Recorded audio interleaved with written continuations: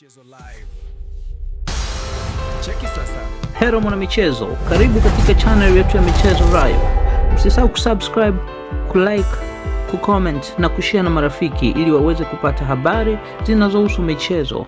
Simba Sports Club wameweka wazi rasmi maamuzi yao mapya kuhusu mustakabali wa kiungo wao Mzamiru Yassin. Kupitia taarifa iliyotolewa leo, Simba wamethibitisha kumtoa Mzamiru kwa mkopo akijiunga na klabu ya TRA United hadi mwisho wa msimu huu.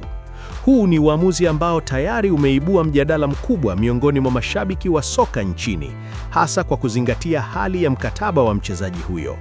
Mzamiru Yassin ambaye amekuwa sehemu ya Simba kwa vipindi tofauti, amebakiza miezi 6 pekee kwenye mkataba wake na klabu hiyo ya Msimbazi.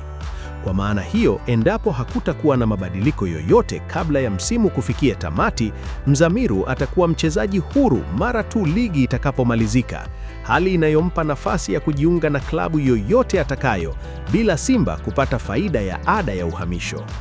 Kwa upande mwingine, mkopo huu unaonekana kama fursa kwa Mzamiru kupata dakika zaidi za kucheza, kujiweka sawa kimwili na kiuchezaji, huku TRA United wakitarajia kunufaika na uzoefu wake katikati ya uwanja. Je, huu ni mwanzo wa mwisho wa safari ya Mzamiru Yassin ndani ya Simba? Au ni mpango wa kimkakati kabla ya maamuzi makubwa kufanyika? Endelea kuwa nasi kwa uchambuzi wa kina, taarifa mpya na Michezo Live hapa kwenye channel yako ya michezo STC. Asante kwa kutufuatilia mpaka mwisho. Usisahau kusubscribe na kuacha maoni yako. Ikiwa umependa channel hii, acha maoni yako hapo, share na marafiki.